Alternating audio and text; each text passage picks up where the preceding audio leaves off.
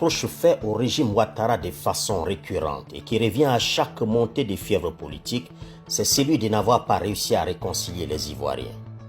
Et c'est vrai que sauf à être atteint d'une forme de cécité intellectuelle et morale, il est un fait que la cohésion sociale n'est pas encore une réalité aujourd'hui en Côte d'Ivoire. Mais peut-on pour autant tenir Alassane Ouattara pour responsable de ce qui est un constat unanimement partagé? C'est la question à laquelle nous allons tenter de répondre, non pas en nous cantonnant à des incantations et des procès d'intention, mais en analysant les faits, rien que les faits. En Afrique, il y a deux modèles de réconciliation qu'on cite souvent en exemple, celui du Rwanda et le modèle sud-africain. Au Rwanda, où l'actuel pouvoir est incarné par ceux qui ont remporté la guerre, il y a eu des cascades de procès suivis de condamnations. Au Rwanda même, puis devant le tribunal spécial pour le Rwanda basé à Arusha en Tanzanie. Ensuite, devant l'impossibilité de trouver de la place dans les prisons pour les génocidaires qui se comptaient par centaines de milliers, le régime Kagame s'est résolu à une forme de justice transitionnelle. C'est notamment ce qu'on a appelé les gachacha, ces tribunaux populaires basés sur la confession et la demande du pardon.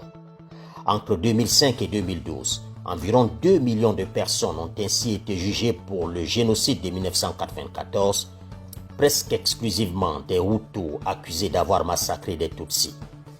En réalité, si le climat politique au Rwanda est apaisé, ce n'est point parce que le pays est aujourd'hui réconcilié.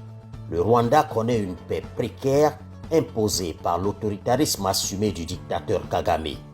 Il serait donc plus approprié, dans le cas du Rwanda, de parler plutôt d'une paix imposée, et on ne saurait affirmer être en présence d'un pays réconcilié.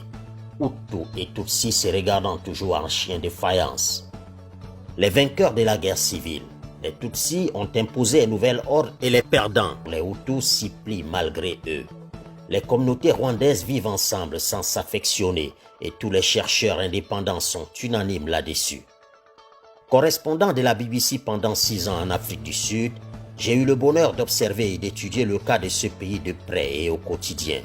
L'une des particularités de la situation sud-africaine, c'est que l'ANC et Nelson Mandela n'ont jamais gagné la guerre contre le régime d'apartheid. Le Congrès national africain avait toute sa direction en exil pour ceux qui n'étaient pas en prison. La libération de M. Mandela résulte des négociations. Madiba n'a donc eu à gracier aucun de ses opposants, puisque c'est lui qui sortait des prisons. C'est tout le contraire d'Alassane Ouattara qui, après avoir remporté la présidentielle de 2010 dans les urnes, a dû faire la guerre pour contraindre son adversaire à se plier au verdict des électeurs. Lorsqu'il arrive au pouvoir, ses adversaires qui ont perdu la guerre sont emprisonnés afin qu'ils répondent des crimes de guerre perpétrés par les troupes régulières, les milices et les mercenaires libériens, angolais et sud-africains sous leurs ordres. Mais ce que fera le président Ouattara est tout simplement inédit des mémoires de l'humanité. Aussi longtemps que la race humaine existe, on n'a jamais vu le vainqueur d'une guerre faire preuve d'autant de générosité et témoigner d'autant d'humanisme à l'égard de ses ennemis qui ont tout fait pour avoir sa peau. Les faveurs du président Ouattara sont d'autant plus déroutantes qu'elles sont intervenues alors même que ses perdants n'avaient manifesté le moindre remords pour leurs crimes, encore moins avaient-ils présenté la moindre excuse à leurs victimes. Or, si l'on parle souvent d'un certain succès du modèle sud-africain de réconciliation nationale, c'est en partie dû à la grande humilité dont ont fait preuve la quasi-totalité des dirigeants du régime blanc d'apartheid. Exception faite de l'incorrigible raciste Peter Botha, les responsables du système ségrégationniste ont confessé leurs crimes et demandé pardon aux victimes et au pays tout entier. Ils ont continué à exprimer la honte d'avoir créé et perpétué un système aussi déshumanisant. On a en mémoire le cas emblématique d'Adrien Flock, dernier ministre de la Sécurité du régime d'apartheid. En guise de repentance d'une forte portée symbolique, il a lavé en public les pieds du pasteur Peter Ngobane, ancien militant anti-apartheid, dont il avait ordonné l'élimination par l'empoisonnement. Le pasteur engagé avait miraculeusement survécu, non sans d'importantes séquelles physiques. Précisons sur l'Afrique du Sud que contrairement à une idée communément répandue, la commission Vérité et Réconciliation n'a jamais débouché sur une forme d'amnistie générale.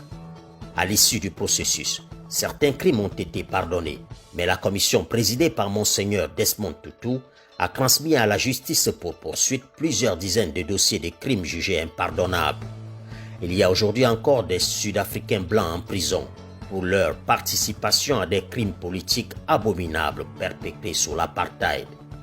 D'autre part, la fameuse nation arc-en-ciel, la Rainbow Nation, comme on dit en anglais, est un mythe. Ceux qui, comme moi, ont vécu en Afrique du Sud savent que les fêtes privées mixtes, où blancs et noirs se côtoient, sont encore très rares, tout comme les couples mixtes constituent encore une curiosité. Il y a encore des quartiers à 90% de blancs et ceux habités par des noirs à quasiment 100%. Noirs et blancs sud-africains vivent côte à côte, mais ils ne vivent pas ensemble. Au sens strict de ceux qui parlent de réconciliation au pays d'Alassane Ouattara, l'Afrique du Sud ne pourrait donc être considérée comme un pays réconcilié. À y regarder de près, en Côte d'Ivoire, les acteurs extérieurs et l'opposition voudraient une paix qui fasse fi de la justice, quitte à galvauder les exemples cités plus haut, par mauvaise foi ou par ignorance. Et pourtant que de chemin a été parcouru en Côte d'Ivoire. Les communautés cohabitent et se tolèrent, même si on ne peut pas dire qu'elles vivent le parfait amour. Les rares épisodes de conflits communautaires qu'on a enregistrés sont souvent venus rappeler que la paix reste précaire.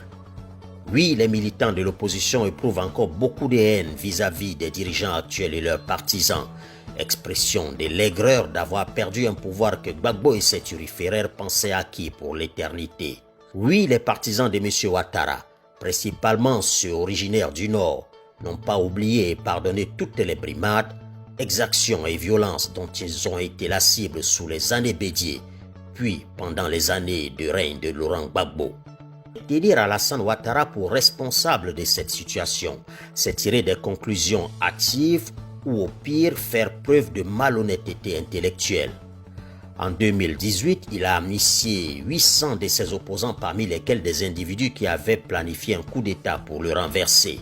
Il ordonne ensuite le dégel de leurs comptes, dont on doit signaler au passage qu'aucun de ces hommes et femmes ne pouvait justifier par ses revenus réels des sommes colossales y contenues. Alassane Ouattara a également permis le retour de ceux qui étaient en exil, dont certains étaient sous le coup de lourdes peines d'emprisonnement.